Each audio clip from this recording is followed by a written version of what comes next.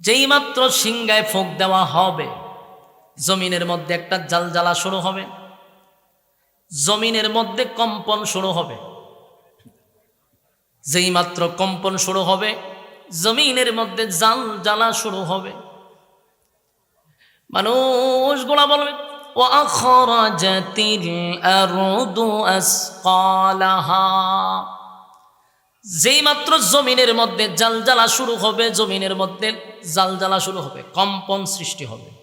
আল্লাহ বলেন ওয়াখরাজাতিল আরদু আসকালাহা। জমিনের মধ্যে জালজালা হওয়ার পরে ভিতর থেকে জমিনের নিচ থেকে দামি দামি দামি দামি সম্পদগুলা বাহির হইতে থাকবে। আবার যুবক ভাইরা, চাপি তলার ভাইরা, সেদিন মানুষ তাকায়া দেখবে স্বর্ণের পাহাড়গুলি বাহির হয়ে গেছে, হীরামণি মুক্তা বাহির হইতেছে। জমিনের নিচ থেকে যত দামি সম্পদ আছে সব বাহির হবে।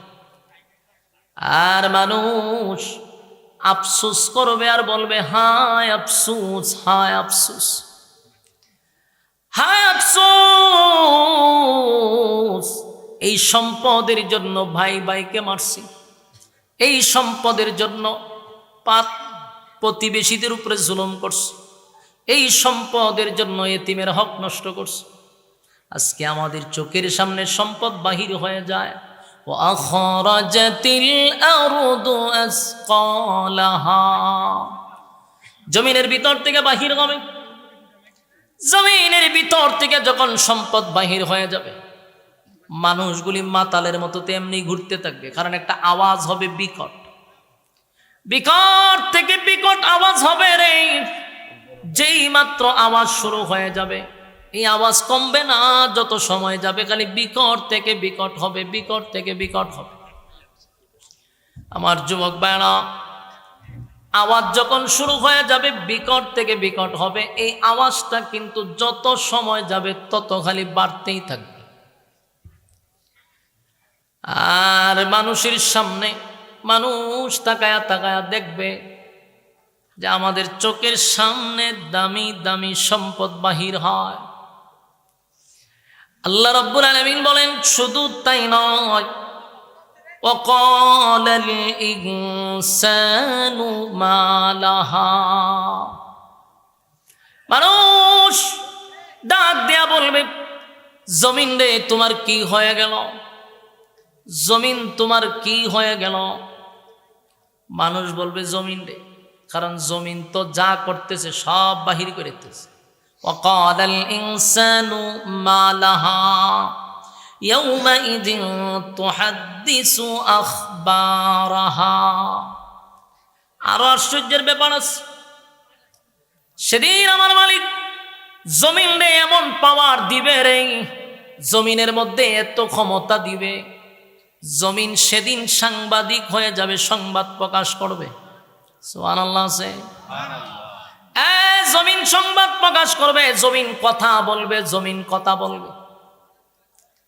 প্রথমেই যখন ইসরাফিল সিংহায় ফুঁক দেয়া দিবে, তখন তো জমিনের মধ্যে জালজালা শুরু হবে। ইজা জুলজিলাতিল আরদু জিলজালাহা।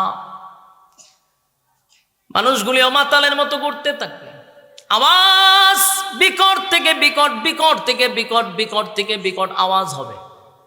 আওয়াজের তীব্রতা এত বাড়বে, সমস্ত প্রাণী কুলগুলার সাথে সাথে মারা যাবে। কথা কি বুঝতেছেন?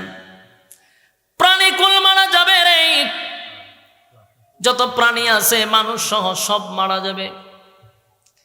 মারা যাওয়ার পরেও আওয়াজ বন্ধ হবে না, বিকট আওয়াজ বন্ধ হবে না। যত সময় যায় তত খালি বাড়তেই থাকবে।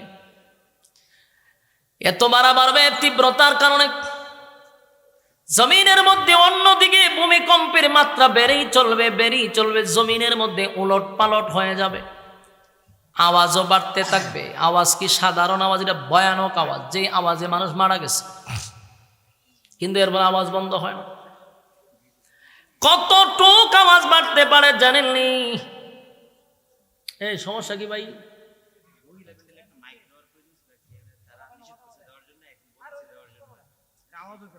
তো দিলে আপনি দেন, কেন কথা না কইতে আপনি কাজ কেন করবেন? আপনি কেন কথা কইতেছেন কেন? আপনি দিলে ওখানে গিয়ে মাতেন, এখানে মারতেন না ভাই। আমার মন যা আপনার দিকে তো যন্ত্রণা করলাম আমি। আমাদের কথা কয়, আমাদের কথা কয়, কথায় কি মনোযোগ আছে আপনারা? আপনারা কি মনে হয় যে আমি গিচ্ছা শুরু করছি? কথাগুলি মনোযোগ দিয়া শুনেন, একটা কথাও কোরআনের বাহিরে হবে না ইনশাআল্লাহ। আল্লাহ বলেন সব ধ্বংস হবে। এখন একটু চিন্তা করেন আওয়াজটা কত বিকট। এমন আওয়াজ হবে যে সূর্যটা পৃথিবীর থেকে প্রায় 9,30,00,000 মাইল উপরে। সূর্যটা এই পৃথিবীর থেকে 9,30,00,000 মাইল উপরে। আর বিজ্ঞান বলে এই পৃথিবীর থেকে 13 লক্ষ গুণ বড় হইল সূর্য। যে সূর্যটা আপনারা এত বড় দেখেন, এটা পৃথিবীর থেকে 13 লক্ষ গুণ বড়। সুবহানাল্লাহ। এত বড় সূর্য যদি পৃথিবীতে পড়ে, বলুন পৃথিবী তালাশ করে ভাইবেন? পৃথিবী ভাইতের নাম মানে পুরোটা 13 লক্ষ গুণ বড় সূর্য যদি পরে পৃথিবী নাই। এই সূর্য পৃথিবীর থেকে প্রায় 9,30,00,000 মাইল উপরে, 13 লক্ষ গুণ বড় সূর্য। এখন চিন্তা করেন কতটুক বিকট আওয়াজ হবে। আওয়াজের কারণে এত বিশাল সূর্যটা ভেঙে যাবে, টুকরা টুকরা হয়ে যাবে। এত বড় আওয়াজ হবে গো, যে আওয়াজের কারণে সূর্যটা ভেঙে টুকরা টুকরা টুকরা টুকরা হইয়া জমিনে পড়বে। সূর্য যদি এত বড় হয়, চন্দ্র আছে রে, আমরা তারকা দেখি, তারকাগুলি ছোট ছোট ছোট ছোট তারকাগুলি আমরা দেখতে পাই, ছোট ছোট তারকাগুলি আমরা দেখতে পাই। মনে হয় তারকাগুলি পকেটে ঢোকানো যাবে। মিডিয়ার ভাই, সীমা লঙ্ঘন করেন না। আপনারা মুরব্বী মানুষ, আপনারা যদি রকম আমি মাঝের দমকামু কেমনে? তারকা দেখলে কি মনে হয় যে পকেটে সব ঢুকাইলে আমার জীবন? খুব ছোট ছোট। জানেনি তারকা কত বড়? সূর্যের থেকে কোটি গুণ বড়। সুবহানাল্লাহ বলতে পারে? তারকা দেখতে দেখা যায় এতটুক বড়, কিন্তু এই তারকা সূর্যের থেকে কোটি কোটি গুণ বড়। সুবহানাল্লাহ। এই তারকার সংখ্যা কত মালিক ছাড়া কেউ জানে না। আল্লাহর নবী বলেন সূর্যর থেকে কোটি কোটি গুণ বড় সেই তারকাগুলি সেদিন বিকট আওয়াজে ছুটে ছুটে জমিনে পড়তে থাকবে। আর পাহাড় পর্বত থাকবে না, সব ধুলা হয়ে যাবে, ধুলা। আটলান্টিক মহাসাগর, প্রশান্ত মহাসাগর, ভারত সাগর, আরব সাগর, বঙ্গোপসাগর, যত সাগর আছে সব সাগর গুলাতে আগুন ধরে যাবে, আগুন ধরে যাবে, আগুন ধরে যাবে। জমিনের মধ্যে উলট পালট হবে, সূর্য চন্দ্র ভেঙে পড়বে, সব তছনছ হবে। আল্লাহ বলেন কুল্লু মান আলাইহা ফান।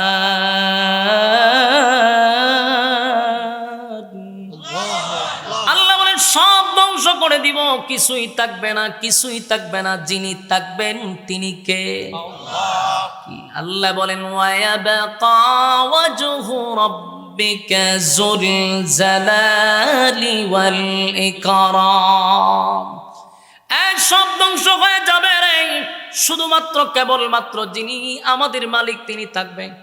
মালাকুল মউত আজরাইলকে বলবে, আরে মালাকুল মউত আজরাইল বল আর কে বাকি আছে? বলে আল্লাহ প্রাণী জগৎ সব ধ্বংস। আল্লাহ এখন আর প্রাণী জগৎ নাই। আল্লাহ কয় আসমানের যত ফেরেশতা আছে তোমরা 4 জন ফেরেশতা বাদে, আর আরশ বহনকারী ফেরেশতা বাদে সব ফেরেশতাদেরকে ধ্বংস করে দাও। সেদিন সমস্ত ফেরেশতাদের সংখ্যা যে কত এটা আল্লাহ ছাড়া কেউ জানে না। এত ফেরেশতাদেরকেও মালাকুল মউত আজরাইল ধ্বংস করে দিবে, আর কেউ নেই। আল্লাহ জিগায় মালাকুল মউত বাকি আছে রে আর কে? বলে আল্লাহ 4 জন ফেরেশতা বাদে, আরশ বহনকারী ফেরেশতা বাদে, আর আপনি আমি ছাড়া আর কেউ নেই। আল্লাহ কয় আমি বলছি কুল্লু মান আলাইহা ফান, সব ধ্বংস হবে। মালাকুল মউত আজরাইল আরশ বহনকারী ফেরেশতাদেরকে ধ্বংস করে দাও। এবার আরশ বহনকারী ফেরেশতাদেরকে ধ্বংস করে দিল। আমরা মনে করতাম আল্লাহর আরশটারে ফেরেশতা দূরে রাখছে, সেদিন সমস্ত ফেরেশতাদেরকেও ধ্বংস করে দিবে, কিন্তু আরশ লড়বে না। এবার জিগায় আর কে বাকি আছে? বলে মালিক 4 জন ফেরেশতা আমরা আছি, আর আপনি চিরঞ্জীব।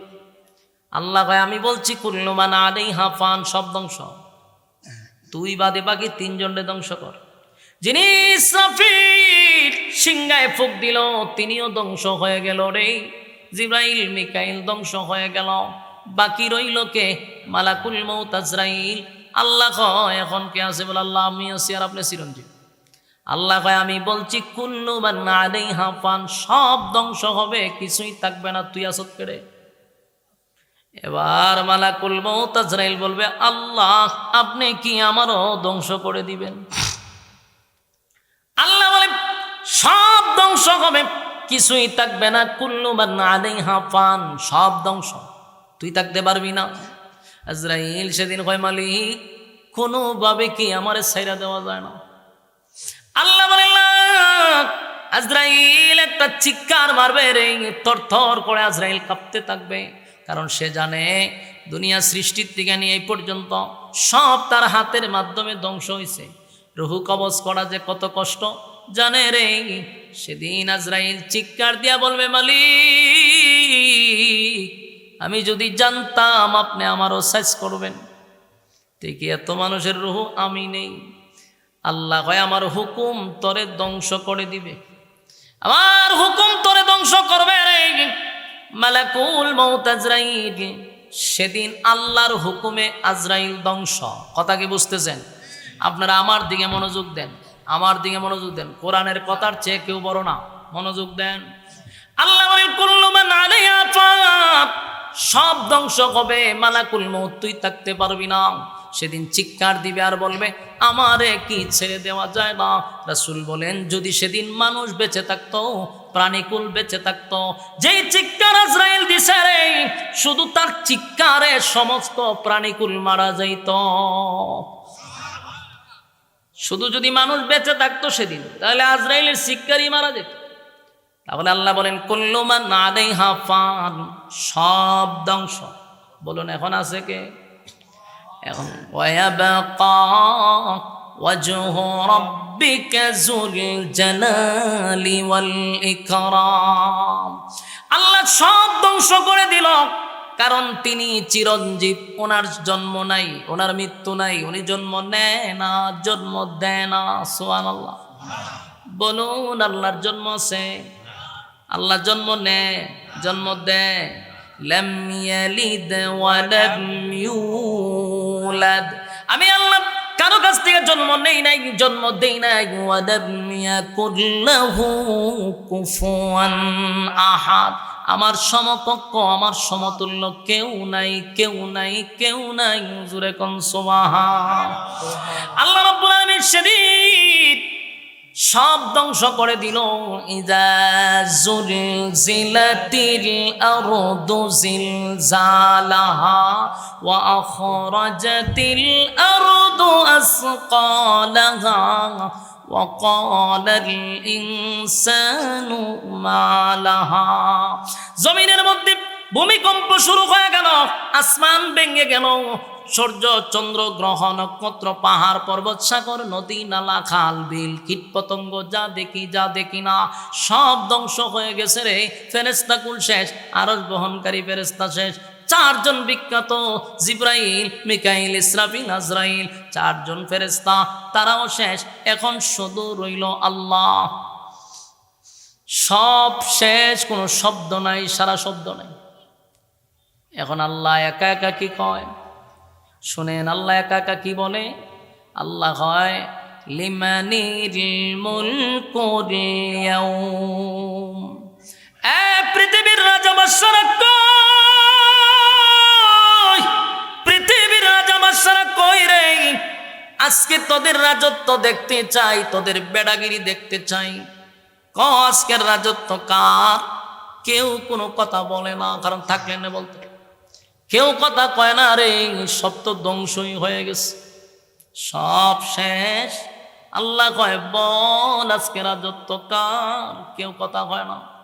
আল্লাহ ডাক দিব ফেরাউন না রে, এ ফেরাউন, ক্ষমতা দিছিলাম, ক্ষমতা আমি দিছিলাম, আমার দেওয়া ক্ষমতা পাইয়া আমার নাফরমানি করলি, নিজের রব দাবি করলি।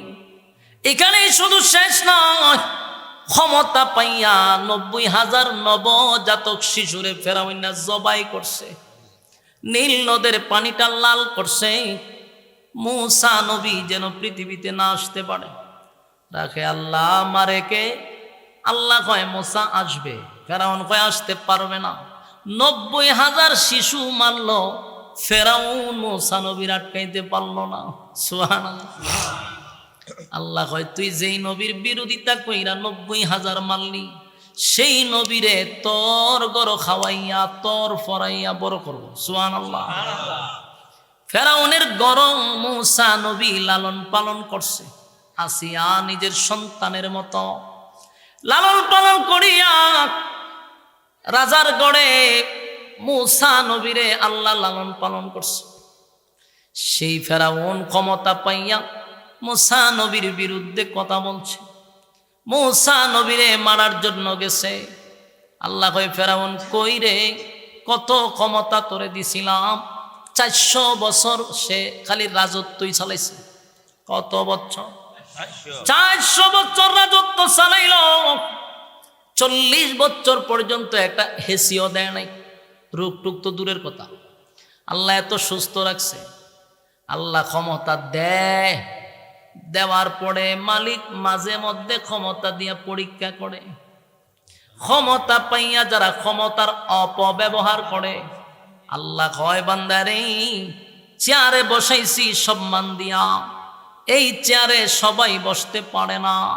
চেয়ারম্যানের চেয়ারে সবাই বসতে পারে না, এমপির চেয়ারে সবাই বসতে পারে না, মন্ত্রীর চেয়ারে সবাই বসতে পারে না, প্রধানমন্ত্রীর চেয়ারে সবাই বসতে পারে না।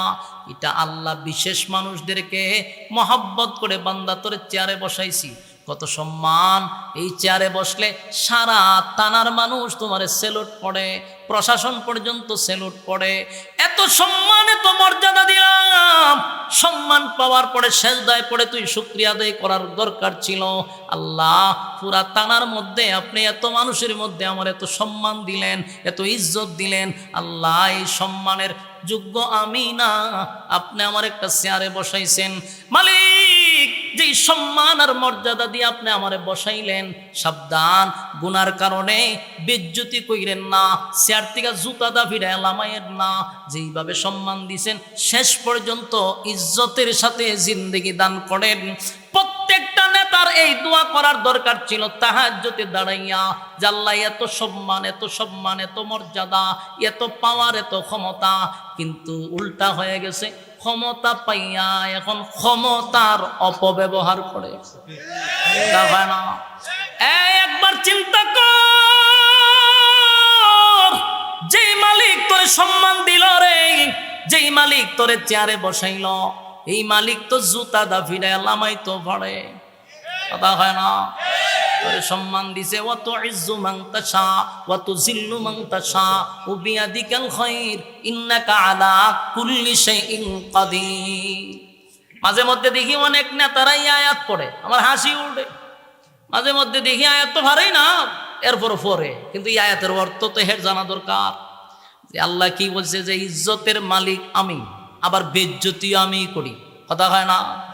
ইজ্জত কখন দেয় বন্দা? যখন তুই ইজ্জত পাস তখন শুকরিয়া আদায় কর, আর না হয় বেজ্জতির ফালা তোর জন্য অপেক্ষা করতেছে। ঠিক না বেটি?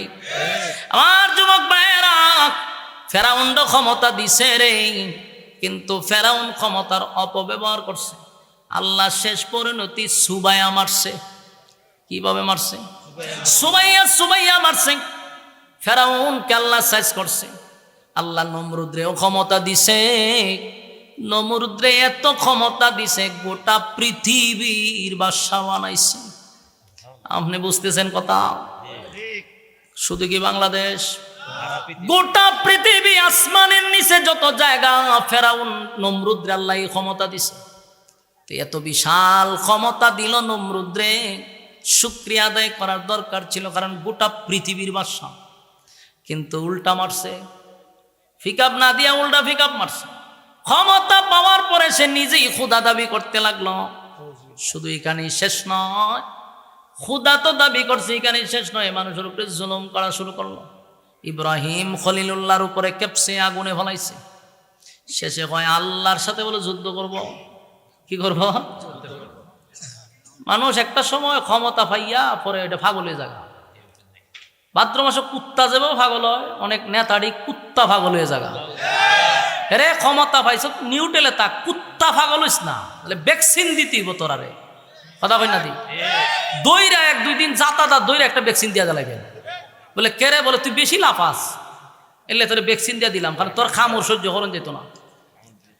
এটা বোঝা দরকার যে ক্ষমতা পাইছি না আল্লাহর পক্ষ থেকে। আমি একটু নিউটেলে থাকি, ওরে বাবা রে বাবা, হেরে ধরো হেরে মারো, হেরে ধরো হেরে বড়ো হেরে জোরো, উমাইতা করস কা? কারণ তোর ক্ষমতা দিয়ে আল্লাহ তো পরীক্ষা করতেছে। জুতার বাড়ি তো তোর কপালের উপরে আছে। তুই যদি নিউটেলে চলস তুলে কিছু সময় শান্তিতে থাকবি, জুতা আছে। ফেরাউন্না গেল সুবাইয়া, আর নমরুদ কয় আল্লাহরে মেরে লেগে, হেতে তিল লইয়া আসমানে মারছে। তা আল্লাহ ফেরেশতারা কয় বড় শখ কইরা মারছে, তো দে তোরা একটু রক্ত লাগাইয়া দে, তীরের মধ্যে একটু রক্ত লাগাই দে। মাছের রক্ত তীরের মধ্যে লাগাই আবার ফিরাত আসছে। এখন এই তীরের মধ্যে রক্ত দিকা হে নাচ শুরু করছে খুশিতে। দেখছ আমি কইছিলাম না ইব্রাহিম আল্লাহরে মেরে লেছি, নাচছে। আল্লাহ হয় ফেরাউনের কপালত দুর্গতি আছে। ফেরাউন শেষে ইব্রাহিম নবীর আগুনে ফেলাই দিছে। 40 দিন পরে আল্লাহ ইব্রাহিম আলাইহিস সালামকে পুনরায় আবার সুস্থ অবস্থায় ফিরাই দিছে। এখন ফেরাউন না কয় না, ইব্রাহিমের আল্লাহ মরে নাই, ইব্রাহিমের আল্লাহ যে আছে এটা সত্য। এখন আবার বিশ্বাস করছে যে ইব্রাহিম আলাইহিস সালামের আল্লাহ আছে। তাহলে তো এখন তো কলিমা পড়ার কথা, লাইনে আসার কথা, কিন্তু ওই যে ক্ষমতা। ইব্রাহিম তোমার আল্লাহ যেহেতু তোমাকে বাঁচাইছে, অবশ্যই তোমার মালিক আছে, তো তোমার মালিক রে বলো আমার সাথে যেন যুদ্ধ করে, আমি প্রস্তুত। নাউজুবিল্লাহ। আমার যুবক ভাইরা যুদ্ধ করতে চাইলো, সেদিন তার বাহিনী নিয়ে দাঁড়াইছে। আল্লাহ বাহিনী বাড়াইছে, মশা। কি বাহিনী? মশা বাড়াইছে। মশা বাড়ানোর পরে সব বাহিনী রে মিনিটের ভিতরে সব শেষ করে দিছে। মানে মাটিতে হুতায় দিছে। এটা এমন এক মশা ডিল মিশিং এর মতো ঢুকে বাইর হয়, এদিকে একদিকে ঢুকে আরেকদিকে বাইর হয়, যে হান্দার ঢুকে এখান থেকে একবারে ডিল মিশিং এর মতো ঘুরায় বাইর হয়, সব হুতায় লেছে। নমরুদ এই দৃশ্য দিকে হয় সর্বনাশ, এটা কি বাহিনী রে? দৌড়াইয়া গেছে গড়। আর এর মধ্যে একটা মশা যুদ্ধ করতে গিয়ে তার ফাও গেছে ভাঙ্গা, অন্তত প্রতিবন্ধী গেছে। তো আল্লাহ আমার জাত পাঠাইলে আমার ফাউডু ভেঙে গেছে, কত তোরে দিয়ে বড় কাজ করাম। এই মশারে আল্লাহ পাঠাইছে নমরুদ্দার কাছে। নমরুদ্দার নাক আসিন তো বম্পাস্টিক মার্কা বড় বড়, যেই নাকের দ্বারে গিয়ে ঢুকছে ঠুং করে ভিতরে ঢুকে মগজ উঠে গেছে, ডাইরেক্ট মগজ উঠে গেছে। মগজ গিয়া ওই মনে করেন তার সুই ঢুকাই দিছে।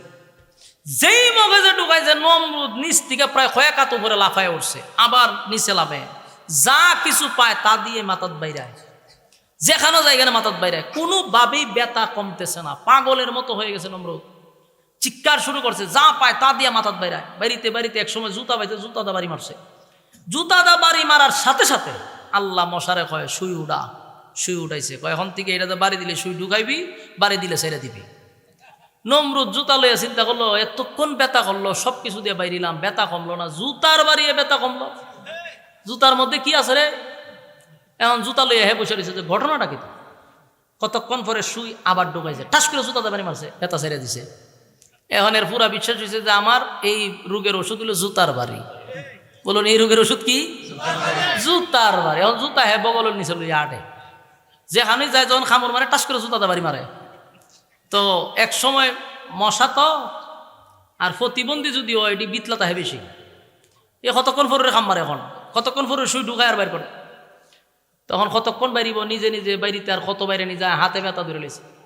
শেষে ঘটনা করলো কি, হয় আমি একজন লোক রাখতেইব জুতাদা বাইরে বেলে।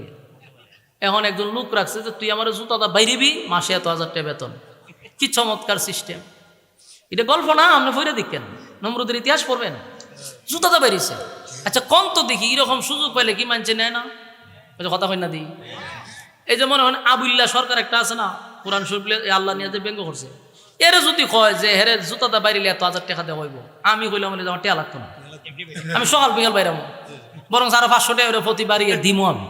ঠিক না বেটি? কেন? এটা মুসলমানের আবেগ। ফেরাউন না যখন জুতাদা বাইরিলে টাকা দিম, একজনে হয় আমি রাজি।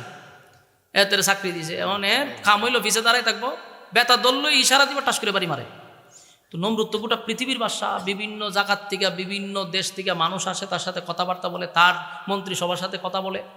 যখন দেখে যে হঠাৎ করে তার পিছনে একজন লোকে তারা জুতা বাড়ি মারে, অন্যান্য যে বিভিন্ন জায়গার থেকে মানুষ আসছে এরা সর্বনাশ, এরকম বেজ্জিত একটা লোকের সামনে আমরা আয়া খারইলাম, এর যে কতক্ষণ পরে বলে জুতা বাইরে আয়, না না না এর সামনে খারইলে মান সম্মান থাকতো না, তার সাথে কিসের চুক্তি আর মুক্তি, এত বেজ্জিত একটা লোক, এর জুতা বাইরে আয়। এখন যেই ব্যক্তি চাকরি লইল এত প্রথম শখে বেরিয়েছে, আনন্দে বেরিয়েছে, কিন্তু একটা সময় বেচারা বিরক্ত হয়ে গেছে, খাইতে পারেন এরা জুতা বেরেন লাগে, বাথরুমে যেতে পারেন এরা জুতা বেরেন লাগে, ঘুমাইতে পারেন এরা জুতা বেরেন লাগে, অনেক এত পেরা নিব কে? শেষ একদিন হয় না, এখন চাকরি ছেড়ে দিলে তো আমার গরদান উড়াই লিব, আর চাকরি করলো আমি 2 দিন পরে মরে যাবো, খাওয়ান নাই ঘুম নাই, তেনে মরতাম যখন তোর লই মরি। একদিন সে জুতা বাদ দিয়া মুগুল লইছে, এত মোড়া মুগুল লইয়া চুপ করে বলিছে, যখন হচ্ছে বাড়ি দে, এর শরীরে যত শক্তি আছে এই শক্তি প্রয়োগ করে এমন বাড়ি মারছে, মাথার 2 ভাগ হয়ে গেছে। শেষ নেই, মশা ছায়া দিয়ে উপরে ছাদ নাই, এখন মশা গাড়ি সব জায়গা থাকতে পারে, এরকম নোংরা জায়গা মশা কয় আল্লাহ আমি কি আয়া পড়ম, আয়া পড়, নমরুদ্দা শেষ। বলো এটা কি শেষ হয়েছে না জুতা দা বাইরিয়া মারছে? এটার মূল ঘটনা হলো চরম পর্যায়ের বেজ্জতি করে আল্লাহ এই সমস্ত নাফরমানদেরকে দুনিয়াতে বিদায় করে। আপনি ইতিহাস পড়েন দেখবেন, যারাই জুলুম করছে এদের শেষ পরিণতি কিন্তু চরম পর্যায়ের বেজ্জতি। এটা আল্লাহ দুনিয়াতে তার বেজ্জতি করে, পরকালে তো তার বিচার আছেই, কিন্তু দুনিয়াতে একটা চরম পর্যায়ের বেজ্জতি করে। দেখেন যতগুলো লোক ছিল, ফেরাউন কন, আবু জাহেল কন, বুশ কন, বুশ তো আমরার যুগে যারা এরা জানে বুশ কেডা, এই বুশ হয় আমেরিকার মানুষের উপরে জুলুম করছে, আল্লাহ সাংবাদিকের জুতা দেয়ার কপাল মারছে, ঠিক না বেটি? ওয়াংশাং সচি, এরপরে দাদা, এরপরে আমরা আশুয়াফা, এরা সবার কিন্তু একই পরিণতি হবে, চরম পর্যায়ের বেজ্জতি। এটা আল্লাহর পক্ষ থেকে নির্ধারণ করা। এই জন্য ক্ষমতা পাইলে তখন আর মানুষের ডাইন বাম দেখে না, তখন নিউট্রালে থাকবেন যে আমার যে এত বড় এক দায়িত্ব আমি পাইলাম, আল্লাহর মধ্যে এত বড় দায়িত্ব পাইলাম, নিশ্চয়ই আল্লাহ আমার মহব্বত করে দিছে, আর একটা বিশাল এক পরীক্ষায় ফলাইছে। এই মেয়ে একটা মেম্বার হইলে ওয়ার্ডের দায়িত্ব, একটা চেয়ারম্যান হইলে ইউনিয়নের দায়িত্ব, আর একটা এমপি হইলে পুরা থানার দায়িত্ব, এতগুলা মানুষের দায়িত্ব তোমার হাতে। তুমি এত পাগল হইলে তো চলবে না, তুমি শান্ত থাকতেইব, তুমি যে পাগল হয়ে গেছো, ঘটনা কি? মানুষ এমপি মন্ত্রী হইলে পাগল হয়ে যাগা, যে আমার যে কিতা হনে নিজে কইতে পারে না, পরিণাম ভালো হবে না, নিউট্রালে থাকতে হবে। যখন তুমি পুরা থানার দায়িত্বে থাকবা, ওই থানাতে যদি একটা কুকুর না খেয়ে মারা যায়, হাসরের মাঠে কুকুর যে না খেয়ে মারা গেছে, এর দায়ভার তোমার হাতে। কথা বুঝতেছ? কেন কুকুর মারা গেল না খাইয়া? তুমি না এই থানার অধীনে ছিলা, দায়িত্ব কিন্তু বাইরে গেছে। আমি আপনি কুত্তা মরলে আমরা দায়িত্ব না, কথা বুঝতেছেন নি?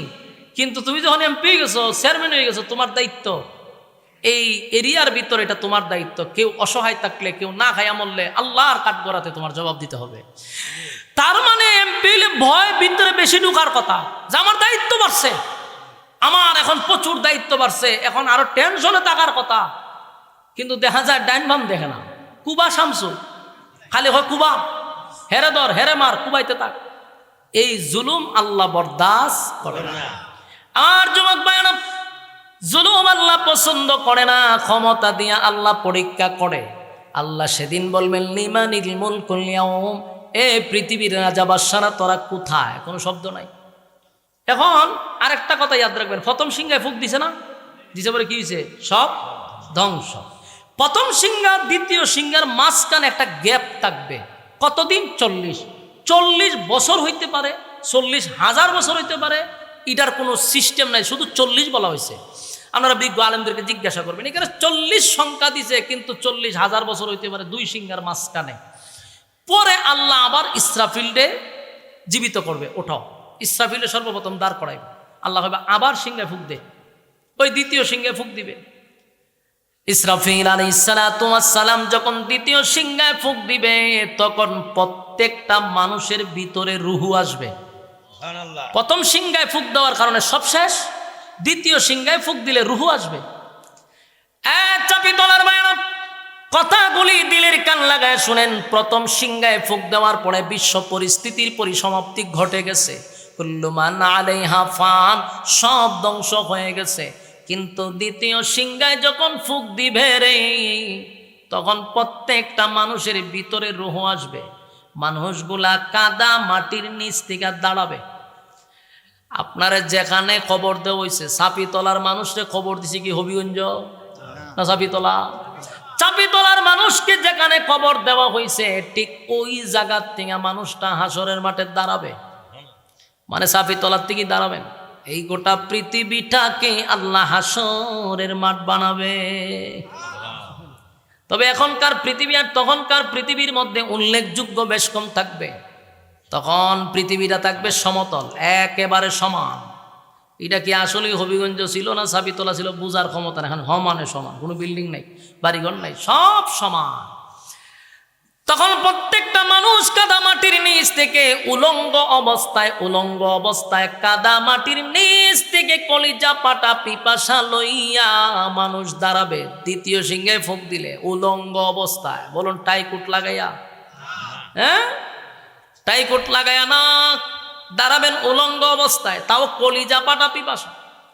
আল্লাহ নবী বলেন সেদিন সব মানুষ উঠবে উলঙ্গ অবস্থায়, কিন্তু একজন লোক উঠবে জান্নাতি পোশাক পরিধান করে। তিনি হলেন সমস্ত নবীকুলের সম্রাট নবী মুহাম্মদুর রাসূলুল্লাহ সাল্লাল্লাহু আলাইহি ওয়াসাল্লাম। আমার নবী শুধুমাত্র পোশাক পরবে। আল্লাহ রাব্বুল আলামিন ইসরাফিলকে যখন বলবে সিংহায় ফুঁক দে, সব রূহ আসবে। জিবরাইলও জিন্দা হবে, মিকাইলও জিন্দা হবে, সব ফেরেশতারা আবার জীবিত হবে। আল্লাহ হয় জিবরাইল রে, আজকে তোমার দায়িত্ব হলো হাসরের মাঠ থেকে আমার বন্ধুরে সর্বপ্রথম তুমি উঠাইবা। সুবহানাল্লাহ। জিবরাইল আলাইহিস সালাম নবীজির রওজা তালাশ করে পায় না, কারণ কেমনে পাইব? জিবরাইল থাকতে এক অবস্থা ছিল, এখন যে মাঝখানে কত বছর গেছে আল্লাহ জানে না, আল্লাহ ছাড়া কেউ জানে না। আর এখন তার ওই পৃথিবীর সমান না, সব সমতল। জিবরাইল ঘুরে ঘুরে ঘুরে ঘুরে দেখে, কিন্তু নবীর রওজা তালাশ করে পায় না। পাগল হয়ে গেছে, সর্বপ্রথম নবীরে উঠাইতে হবে। জিবরাইল দৌড়ায় ইসরাফিলের কাছে গেছে, এই ইসরাফিল, সিংহায় ফুঁক দিলি, কিন্তু এখন নবীর আমি তালাশ করে পাই না। ইসরাফিল কয়, আমার জিগায় কোনো লাভ নাই, আমি সিংহায় ফুঁক দিছি পড়ে, আমারও তো শেষ করে লিস আল্লাহ, আমি কেমনে কমো? এবার ইসরাফিল বলে, তুমি একটা কাজ করো, মাটিরে জিজ্ঞাসা করো মাটির মধ্যে আমার নবীরে কোথায় রাখছে। জিবরাইল মাটিরে জিজ্ঞাসা করে, মাটিরে বল তোর কোন জায়গায় আমার নবীরে রাখছস। মাটি আমার উত্তর দেয়, জিবরাইল, আল্লাহ যখন ইজাজুলজিলাতিল আরদু জিলজালাহা, যখন জমিনের মধ্যে জালজালা শুরু করে দিছিল, জমিনের মধ্যে যখন ভূমিকম্প শুরু হয়ে গেছিল, তখন মাটি আমি আমার মধ্যে নাই, আমার যে কোন জায়গায় নিজে উলট পালট করে আমি আমার মধ্যেই নাই। চিন্তা করেন কি অবস্থা রয়েছে। মাটিও বলতে পারে না। জিবরাইল পাগল হইয়া তালাশ করে নবীরে পায় না। একটা সময় তাকায়া দেখে একটা জায়গার থেকে আলো বাহির হয়। জিবরাইল সেখানে গিয়ে আল্লাহর হাবিবকে ধরে সর্বপ্রথম জান্নাতি পোশাক পরিধান করাইয়া হাসরের মাঠে আমার নবীরে দাঁড় করাইছে। আল্লাহর নবী হাসরের মাঠে দাঁড়ায় বলে, জিবরাইল রে, আমার উম্মতের খবর কি? সুবহানাল্লাহ। এখনো মানুষকে উঠানো হয় নাই, এই হাসরের মাঠে সর্বপ্রথম আপনারে উঠানো হয়েছে। আল্লাহর নবী সেদিন সর্বপ্রথম নবীরে উঠাইয়া হাউজে কাউসারের পারে আমার নবীরে দাঁড় করাবে। হাউজে কাউসারের পারে দাঁড় করানোর মানে হলো হাউজে কাউসার ক্রস করে তারপরে হাসরের মাঠে যেতে হয়। মনে করেন একটা গেট মনে করতে পারেন, এটা দিয়ে ঢুকতে হইব। তো নবী দাঁড়ায় আছে হাউজে কাউসারের পারে। যারা হাসরের মাঠে ডুববে উলঙ্গ অবস্থায়, পিপাসু অবস্থায়, নবী এক পেয়ালা পানি তাদেরকে পান করায়া দিবে। যারা পানি পান করবে রে, তাদের কপাল খুলে যাবে। আর যুবক ভাইয়েরা, চাপিতলার ভাইয়েরা, যারা পানি পান করবে তাদের কপাল খুলে যাবে। পানি যারা পান করবে না, তাদের কপালটা পড়ে যাবে। হাসরের মাঠে মানুষের কলিজা পাটা থাকবে পিপাসা, এক পেয়ালা পানি যদি নবীর বরকতে হাতের পান করতে পারে, আল্লাহর নবী বলেন ওই বান্দা এবং বান্দির 50,000 বছরের ভিতরে আর কোনো দিন পানির পিপাসা লাগবে না। এই একটা জবান বন্ধ রাখবেন না, আল্লাহু আকবার। আরো জোরে কোন আল্লাহু আকবার। এই ইমানের আওয়াজ দিয়ে বলেন আল্লাহু আকবার। এই পানির কত দাম, পানির কত দাম, কত দাম, কত দাম। এই পানি সবার ভাগ্যে জুটবে না। এই পানি পান করতে গেলে দুনিয়া তো আমাদের কিছু নিয়ম কারণ মানতে হবে, কথা হয় না? এই পানি সবাই পান করতে পারবে না গো। আল্লাহর নবী তাকায়া দেখবে দলে দলে দলে দলে দলে দলে মানুষ আসতেছে নবীর কাছে পানি পান করার জন্য। যেই মাত্র নবীর কাছাকাছি আসবে, নবী হঠাৎ করে দেখবে কিছু মানুষকে দেখা যায় না, নবীও দেখে না, তারাও দেখে না, উম্মতও দেখে না, নবীও দেখে না। আল্লাহর নবী চিৎকার দিয়া বলবে, মালিক এমনটা কথা ছিল না, এমনটা কথা ছিল না। হাউজে কাউসার আমি জোর করে আনি নাই, আপনি আমারে গিফট করছেন। ইন্না আতাইনা কাল কাউসার, নিশ্চয়ই আপনি আমারে গিফট করছেন। পানি আপনার কাছ থেকে চেয়ে নেই নাই, আপনি আমারে দিলেন। ওয়াদা ছিল গুনাহগার উম্মতকে পানি পান করাবো, কিন্তু যখনই আমার কাছে পানি পান করতে আসে আমি তাদেরকে দেখি না, তারাও আমারে দেখে না। আল্লাহ এমনটা কেন হয়ে গেল রে, এমনটা কেন হয়ে গেল? আল্লাহ বলে, বন্ধু আমি যা জানি আপনি তা জানেন না। কথা কি বুঝতেছেন?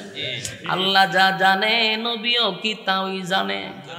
আল্লাহ বলেন আমি যা জানি বন্ধু আপনি তা জানেন না।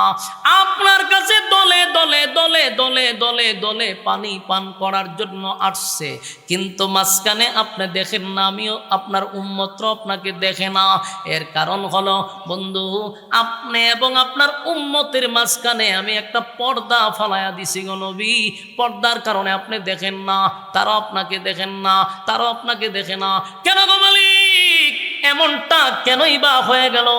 আল্লাহ বলে, বন্ধু আপনি তাদেরকে চিনেন আপনার উম্মত হিসাবে, আমি তো জানি এই লোকগুলো আপনার সঙ্গে কি করছে। কারণ আমি ইচ্ছাকৃতভাবে আপনার বরকতি হাতের পানি তাদেরকে পান করতে দিব না। কারণ দুনিয়াতে থাকতে তারা আপনি নবীর এতাআত করে নাই, আপনি নবীর রক্তমাখা ইসলাম পালন করে নাই, আপনার দান দান ভাঙ্গা ইসলাম পালন করে নাই। তারা মন গড়া ইসলাম পালন করছে, মন গড়া জিন্দেগি চালাইছে। আপনার নাম বিক্রি করে মাঠে ময়দানে চলছে, আপনার নাম বিক্রি করে তারা জিলাপি খাইছে, আপনার নাম বিক্রি করে তারা ফুজি করছে, আপনার নাম বিক্রি করে করে আশিক রাসূল সাজছে, কিন্তু আপনার সুন্নত তাদের মধ্যে পাওয়া যায় নাই। আপনার নাম দিয়া নিজের আশিক রাসূল দাবি করত, সুন্নি দাবি করত। আপনি নবীর বিরুদ্ধে কথা বললে তারা প্রতিবাদ করত না, আল্লাহর বিরুদ্ধে কোনো বাউল ফাউল করলে তারা প্রতিবাদ করত না, কোরআনের বিরুদ্ধে কথা বললে নামদারি সুন্নি বক্তাগুলা প্রতিবাদ করে না। ঠিক গিয়া বাড়িতে কইবেন।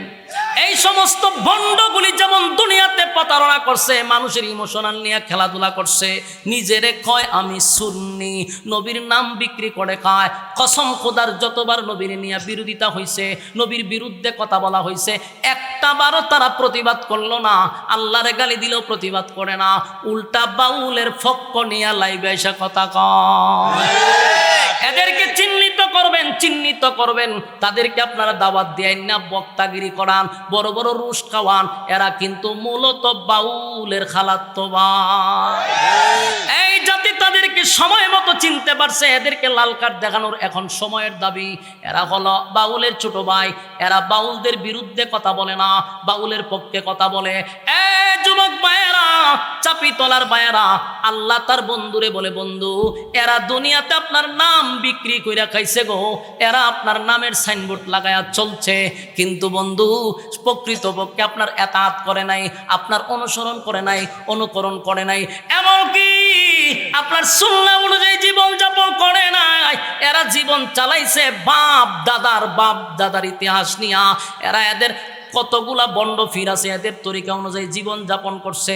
আপনি নবীর সুন্নাহ মানে নাই, আল্লাহর কোরআন মানে নাই। আমি আল্লাহ তাদেরকে আপনার বরকতি হাতের পানি পান করতে দিব না। চাবি তোলার বাইরা মনে কষ্ট পাইতে পারেন, আমি যেটা হক সেটাই বলছি, শুধু আপনার এখানে বলি নাই, সারা বাংলাদেশে আমি এই বিষয়গুলা তুলে ধরার চেষ্টা করি। কারণ মানুষ ঘুমন্ত মানুষকে জাগ্রত করাই হলো আমাদের কাজ। আমার কথা হলো, আপনারা উলামায়ে কেরামদেরকে সম্মান করেন, মহব্বত করেন কিসের জন্য? পরকালের শান্তির জন্য। যে এদেরকে যদি মহব্বত করি, কোনো না কোনো কারণে আল্লাহ আমাদেরকে মহব্বত করবে। কিন্তু যারা নবীর নাম বিক্রি করে খায়, ইসলামটারে বিক্রি করে খায়, এদের সাথে আমাদের কোনো সম্পর্ক নাই। ঠিক কিনা বলেন? আল্লাহ বলেন, তাই আমি তাদের সামনে পর্দা ফালাইয়া দিছি। তখন নবীর মনে অনেক কষ্ট লাগবে। আল্লাহর নবী বলবেন, সুহকান লিমান গায়্যারা বাদি, দূর হয়ে যা, দূর হয়ে যা, এমন উম্মতের আমার দরকার নেই। আমার যুবক ভাইয়েরা, বালিশের সঙ্গে মাথা লাগাইয়া একটু চিন্তা করেন, হাসরের মাঠে যদি আমার নবী বলে তোদের সঙ্গে আমার কোনো সম্পর্ক নাই, এবার বলুন তো দেখি, কে রে আপনার মামলা লড়বে? কে আপনারা জামিন দিবে? হাসরের মাঠে কেউ কারো হবে না, নবী ছাড়া উপায় নাই। ঠিক না? নবী ছাড়া উপায় নাই। একমাত্র সুপারিশের কোনো মালিকানা যদি কেউ পায়, আমার নবী পাবে। নবী ছাড়া কেউ সুপারিশ করার সাহসও পাবে না। সেদিন নবী যদি বলে দূর হয়ে যা, দূর হয়ে যা, এমন উম্মতের দরকার নাই, আফসোস, তাহলে উপায় থাকবে না। আল্লাহ কোরআনে বলেন, ইয়াউমা ইয়াফিরুল মারউ মিন আখিহি ওয়া উম্মিহি ওয়া আবি ওয়া সাহিবাতিহি ওয়া বানি। আর যুবক ভাইয়েরা, কিয়ামতের কঠিন ময়দানে মা তার সন্তানের পরিচয় দেয় না, বাবা সন্তানের পরিচয় দেয় না, কেউ কারো পরিচয় দিবে না। কঠিন মুহূর্তটা ভয়ঙ্কর অবস্থা হবে।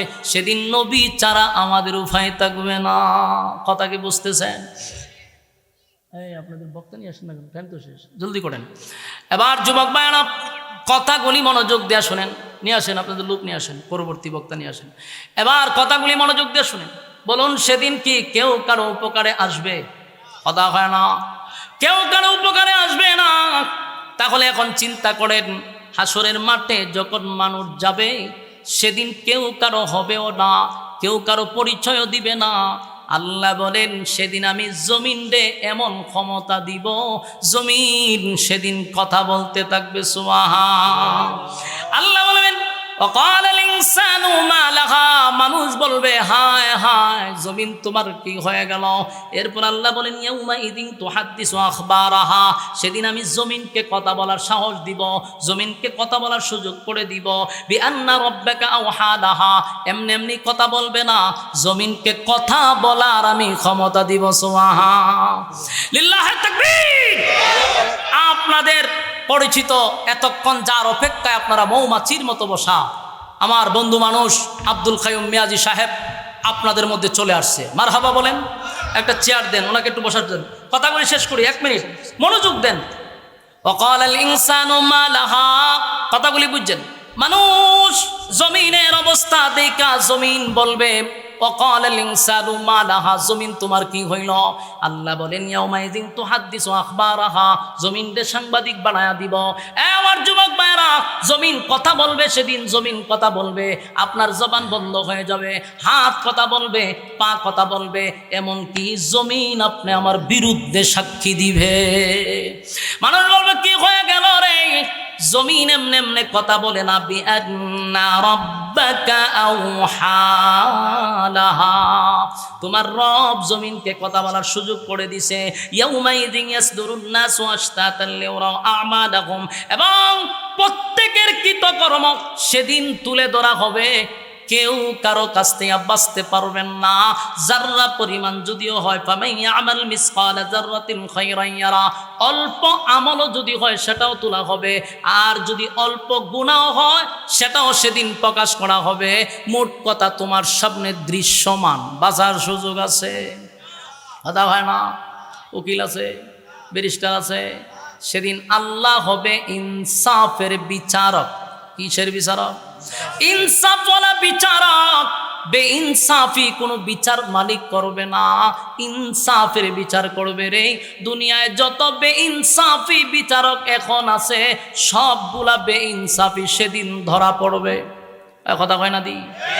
আপনারা গ্রামে সাই সর্দার আসেনি যারা বিচার করে, এটির কি দেখো মাতব্বর, সর্দার মাতব্বর যাই বলেন, এই গ্রাম থেকে শুরু হয়।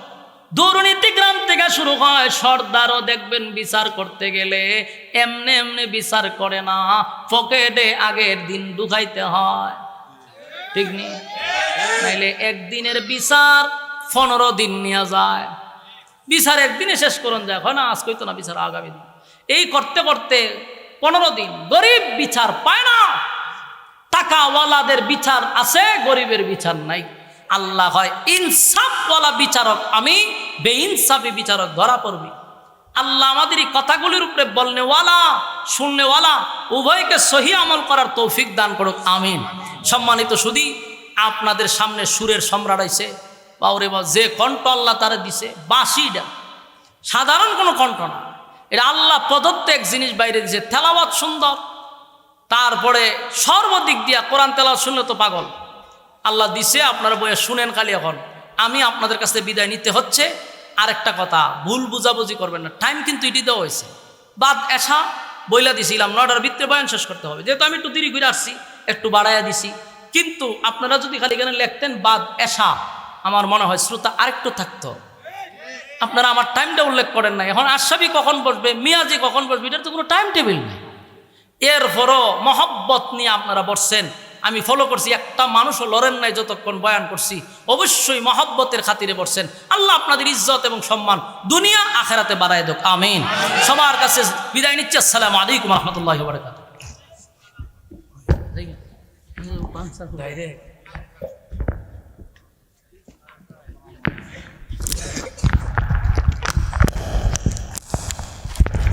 أعوذ بالله من الشيطان الرجيم. بسم الله الرحمن الرحيم.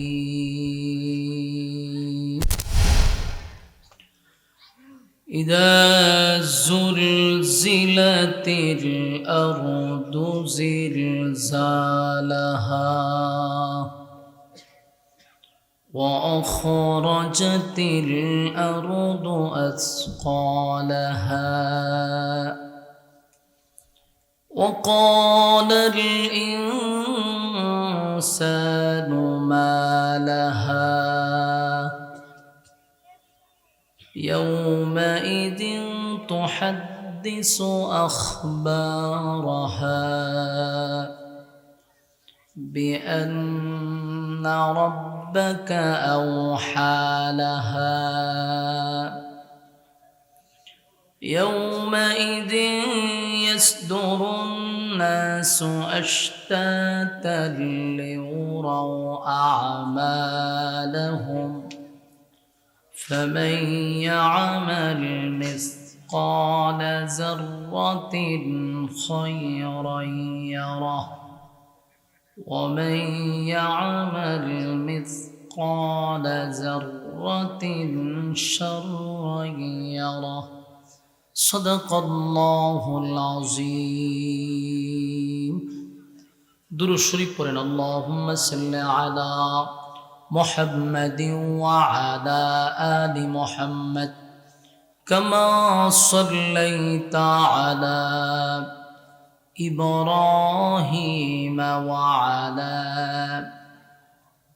آل إبراهيم إنك حميد مجيد. اللهم بارك على محمد وعلى آل محمد كما باركت على إبراهيم وعلى آل إبراهيم إنك حميد مجيد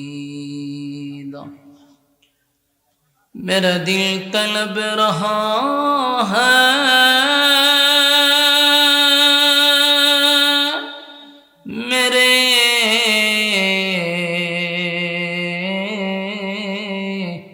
जल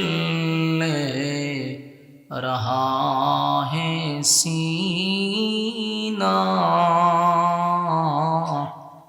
ए दवा वही मिलेंगे मुझे ले चलो मदीना बलगल उला बिकमालिही এই ভাই ভলিউম একটু কমান কমাইয়া রিভার্ব দিয়া রাখেন কমান সাউন্ড একদম স্পষ্ট सल्लो अलैहि जिक्रे बातिल खू हटा दे दिल से रब जिक्र में तेरे लगा दे रोज शाबिला इलाहा इल्लल्लाह ला इलाहा इल्लल्लाह ला इलाहा ला इलाहा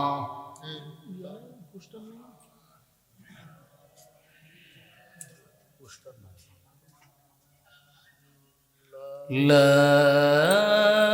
इलाहा इल्लल्लाह मुहम्मदुर रसूलुल्लाह सल्लल्लाहु अलैहि वसल्लम আলহামদুলিল্লাহ চাপিতলা দক্ষিণ পূর্বপাড়া বাইতুল জান্নাত জামের মসজিদ উদ্যোগে আয়োজিত আজকের এই ওয়াজ ও দোয়ার মাহফিলের সম্মানিত সভাপতি প্রধান অতিথি বিশেষ অতিথিবৃন্দ মুআজ্জাজ মুকাররম হযরত উলামায়ে কেরাম উপস্থিত নওজোয়ান তরুণ যুবক ভাইরা মুরব্বিয়ানে আযম মাইকের আওয়াজ যতটুকু দূরে যায় অবস্থানরত পর্দানিশী মা ও বোনেরা সকলকে আমার অন্তরস্থল থেকে জ্ঞাপন করছি মোবারক পলিয়ন কমান নয়েজ দেয় কেন বয়স কমান অবস্থানরত পর্দানিশী মা ও বোনেরা সকলকে আমার অন্তরস্থল থেকে জ্ঞাপন করছি মোবারক সবটুকুন শুকরিয়া আল্লাহ সুবহান মহিয়ান গড়িয়ান সর্বশক্তিমান আল্লাহ পাকের জন্য যে রব্বে কারীম হাজারো মানুষের মাঝখান থেকে কিছু সংখ্যক মানুষকে ভালোবেসে মহব্বত করে সুস্থ অবস্থায় এমন একটি মজলিসে আসার এবং বসার সুযোগ করে দিয়েছেন তাই আমরা শুকরিয়া আদায় করছি আলহামদুলিল্লাহ লক্ষ কোটি দুরুদ এবং সালাম আল্লাহর সৃষ্টির প্রধান আকর্ষণ জনাবে মুহাম্মদুর রাসূলুল্লাহ সাল্লাল্লাহু আলাইহি ওয়াসাল্লামের উপর সম্মানিত সুধী আপনারা যারা ভলান্টিয়ার আছেন এই বাচ্চা কাচ্চা চিল্লাচিল্লি করলে এর চেয়ে বিরক্ত আর কিছু নাই এই যে তিনটা ছেলে না এখান থেকে হেই করলে হইতো না আপনারা একজন যান তইলে সাউন্ড বন্ধ হবে আশেপাশে এই বাচ্চাগুলোর কিন্তু উঠান আপনারা যারা মুরব্বী একটু সামনে আসেন এদেরকে উঠাই দেন পিছনে নেন এমনিতেই আপনারা দিকে মন ভেঙে গেছে আবার যদি কথা হয় তো কথা আসবেই না আপনারা সামনে আসেন যারা একটু বয়স বুঝেন এরা সামনে আসেন এদের মাঝখানে একজন বসেন যেন দুইজন একখানে না বসতে পারে এই বাচ্চাগুলির মাঝখানে একজন বসেন যাতে কথা না বলতে পারে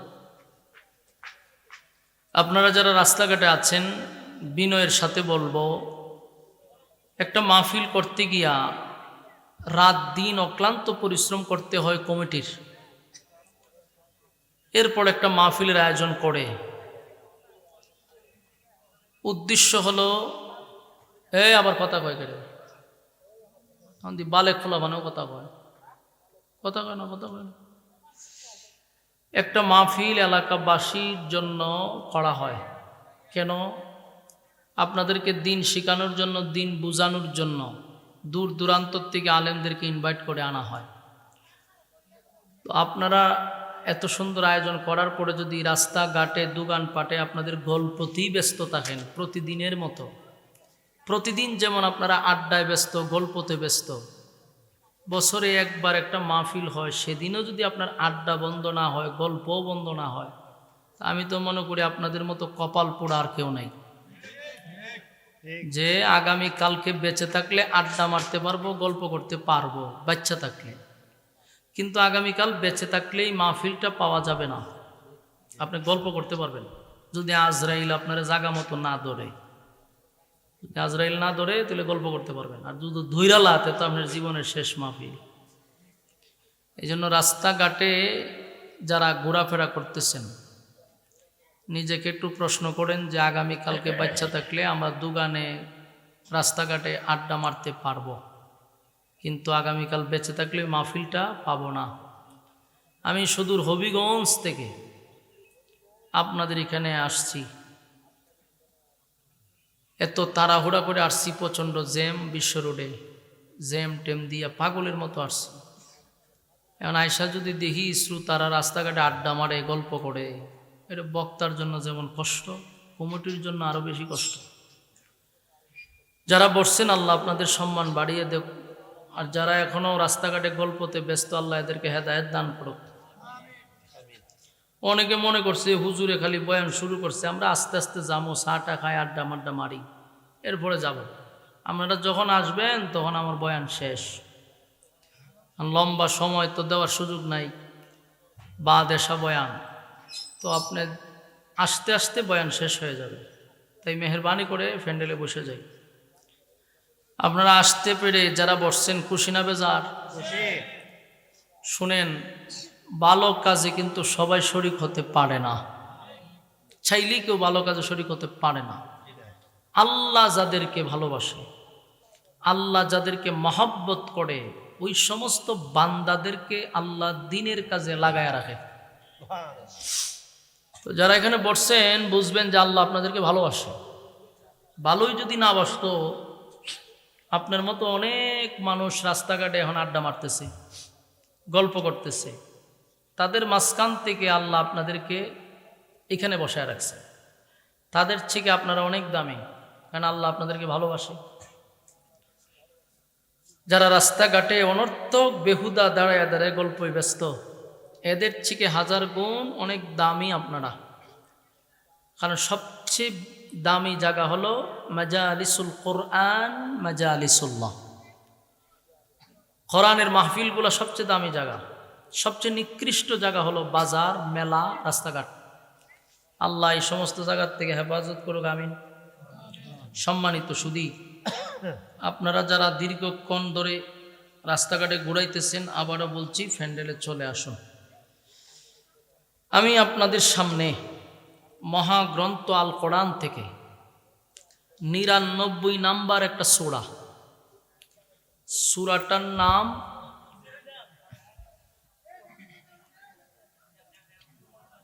জেনারেটর আছে?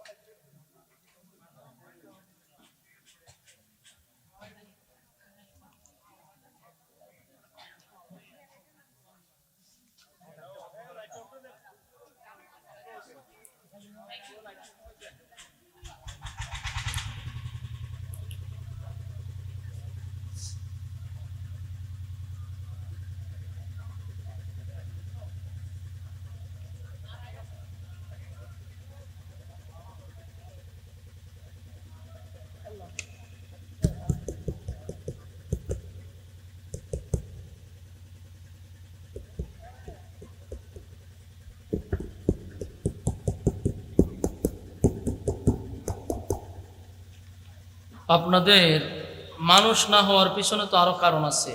আপনারা আমার বা দেশা, তো এটা লেখার দরকার ছিল না। আমার যে বয়ানটা বাদ এশা, এটা তো আপনারা এই পোস্টারে লেখার দরকার ছিল। মানুষ কিভাবে বুঝবে যে আমি এখনই বয়ানে বসছি? নিজেদের মাথায় নিজেরা কুড়াল মারছেন, তো এটা তো সমস্যা। আমারও আপনারা কষ্ট দিলেন, মানুষ না থাকলে বয়ান উঠে। তো মানুষ জানবো কেমনে যে আমি বা দেশা বয়ানে বসছি? আমার থেকে নিলেন যে বা দেশা বয়ান, 9টার ভিতরে বয়ান শেষ। তো পোস্টারে স্পষ্ট লেখার দরকার ছিল যে বয়ান বা দেশা, লেখেনি নাই। তো শ্রোতা জানবো কেন? আমি তো নিজেও চিন্তা করছি যে সাপি তো লাইসা যদি আমার এই অবস্থা দেখতে হয়, নিজে আশ্চর্য হয়েছে। তো মূল ঘটনা তো পোস্টারও লেখা নাই। মানুষ জানে তো হুজুর মানে 10টায় আসবো। চিন্তা করছেন? এটা চরম পর্যায়ের ভুল হয়েছে। আচ্ছা, যাই হোক, আমি আপনাদের সামনে যে সূরাটা তেলাওয়াত করছি, সূরাটার নাম হলো সূরায়ে জিলজাল। এর বাংলা অর্থ জানেননি? ভূমিকম্পের সূরা।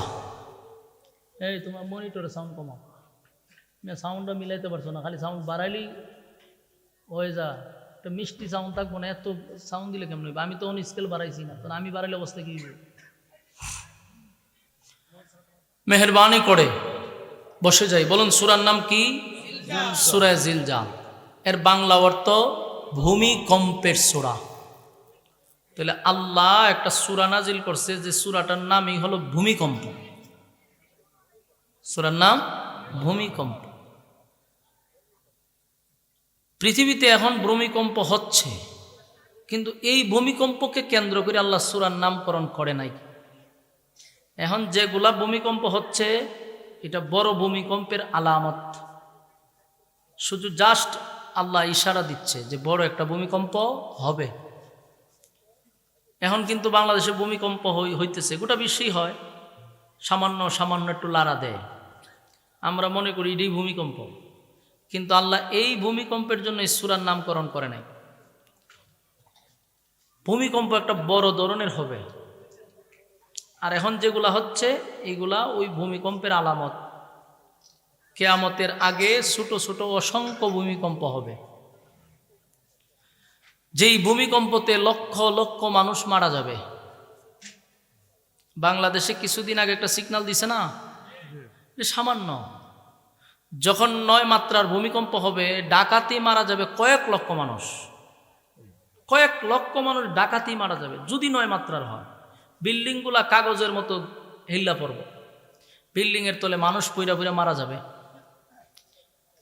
তো এখন যে ভূমিকম্পগুলো দিচ্ছে এগুলো অল্প একটু লাড়া দেওয়া হচ্ছে। আর এই ছোট ছোট ভূমিকম্প কেন হয়?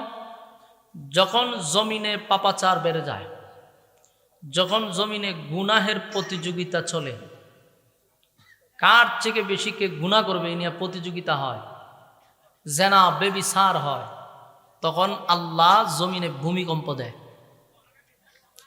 এই ভূমিকম্পগুলা, এই ক্ষতিগুলা আমরা নিজের হাতে ডেকে আনি। এই জন্য গুনাহ যদি কমে যায়, ভূমিকম্প কমে যাবে। তো কিয়ামতের আগে অনেক ভূমিকম্প হবে, যেটাকে আমরা বড় ভূমিকম্পটাকে বলি কিয়ামত। কিয়ামত কিন্তু 2 প্রকার, একটা হলো কিয়ামতে সুগরা, একটা হলো কিয়ামতে কুবরা। একটা ছোট কিয়ামত, একটা বড় কিয়ামত। ছোট কিয়ামতটা হলো যার যার কিয়ামত, ব্যক্তিগত কিয়ামত। আরেকটা কিয়ামত আছে সমষ্টিগত কিয়ামত। বলুন, একটা কিয়ামত ব্যক্তিগত, আরেকটা কিয়ামত সমষ্টিগত।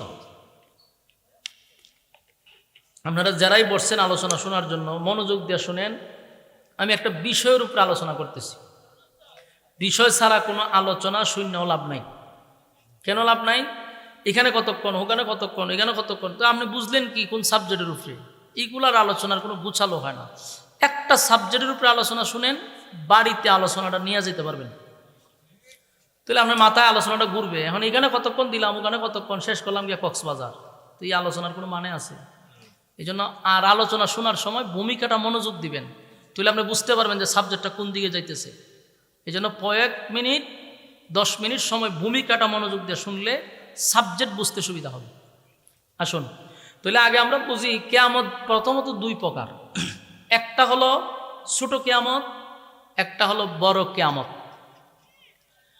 তো বড় কিয়ামত যেটা এটা হলো সমষ্টিগত, ছোট কিয়ামত যেটা এটা ব্যক্তিগত। এখন প্রশ্ন হলো ব্যক্তিগত কি? বলে ব্যক্তিগত কিয়ামত হলো মাতা ফাকাত কামাত কিয়ামত হোক, যে যখন মারা যাবে তার কিয়ামত তখন থেকে শুরু হবে। আমার কথা বুঝেননি আপনারা? আমি যদি এখন স্টেজে মারা যাই, স্টেজে তো মানুষ মারা যায় নাকি? কিছুদিন আগে একটা ভিডিও দেখছেন, আফসোস, ভয় লাগে। ওয়াজ করতেছে উনি, বক্তা মানুষ ওয়াজ করতেছে, এই ওয়াজ করতে করতেই উনি মারা গেছে। তাহলে 1 সেকেন্ডের যে কোনো ভরসা নাই, এটা তো আমরা বুঝতে পারছি, ঠিক না? দেরিতে হইলেও বুঝছি, সেকেন্ডের কোনো ভরসা নাই। বক্তা উনি ওয়াজ করতেছে, জানে যে আজকে জীবনের শেষ কথা, স্টেজে ওয়াজ করতে করতে ওয়াজ করে গেছে, মারা গেছে। দুনিয়া ক্ষণস্থায়ী, এটা চিরস্থায়ী না। আর 1 সেকেন্ডেরও কোনো ভরসা নাই, এটাই বাস্তব, কোনো ভরসা নেই। আমি ওয়াজ করে এখন স্টেজ থেকে নামতে পারবো, এটার কোনো গ্যারান্টি আছে? আমরা যেখানে বসছেন এখান থেকে উঠতে বাড়িতে যাইতে পারবেন, কোনো গ্যারান্টি আছে? নেই। কারণ এখন হঠাৎ মানুষ স্টক করে, ব্লক করে, জিগাইলে কিভাবে কয় স্টক করছে, আসলে কিন্তু স্টক মক কিছু না, হায়াত শেষ।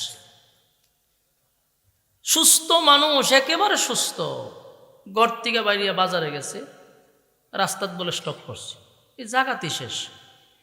ওয়াজ করতেছে বক্তা, জিজ্ঞাসা করা হয়েছে পরে যে কি ঘটনাটা কি করছিল, কোন স্টক করছে, ওয়াজের মধ্যে স্টক করে নিয়েছে। বোঝা গেল স্টক মক কিচ্ছু না, আল্লাহ নিতেছে, একটা নাম দিয়া নেয়, ঠিক না? আজরাইল আল্লাহরে কইছিল, আল্লাহ আপনি যে আমার এই দায়িত্ব দিয়েছেন, মানুষে তো আমার গালি দিব, মানুষ আমার খুব গালাগালি করবে, আল্লাহ হয়তো ওরা কিছু জিগাইতো না, তোর নাম হোমেন চলিত না। আচ্ছা কোন তো কেউ মারা গেলে কেউ কয় যে কেমনে মারা গেছে, বলে আজরাইল লয়ে গেছে, এই কথা কয় নেই, কয় বেচারা স্টক করছে, বেচারা হঠাৎ করে ব্লক করে লেছে, হার্ট অ্যাটাক করছে, বিভিন্ন নাম দিয়া এটার উপরে চালায় দেয়, কিন্তু আজরাইলের কোনো দোষ নাই। অথচ রুহু নেয় কে? মালাকুল মউত, রুহু নিয়ে যায়, কিন্তু তারে কোনো দোষে পায় না। ঠিক তেমনি ভাবে যখন মানুষ মারা যায় তখন তার কিয়ামত শুরু, এটার হয় ব্যক্তিগত কিয়ামত, যার যার কিয়ামত। তাহলে আমরা কিয়ামত 2 প্রকারের মধ্যে 1 প্রকার পাইলাম, যে ব্যক্তিগত একটা কিয়ামত আছে। আমার কিয়ামত আমার মরার পর থেকে শুরু, আপনার কিয়ামত আপনার মরার সাথে সাথে শুরু, ব্যক্তিগত কিয়ামত। আরেকটা কিয়ামত হইল সমষ্টিগত, যেই কিয়ামতটা হবে একটা বাঁশির মাধ্যমে, অনুফিখা ফিস সূর, বাঁশিটাকে সুর বলা হয়, আমরা যেটাকে সিঙ্গা বলি। এই সিঙ্গার মাধ্যমে আল্লাহ বাঁশি বাজায় দিবে, আর ওই কিয়ামতটা হবে সমষ্টিগত কিয়ামত।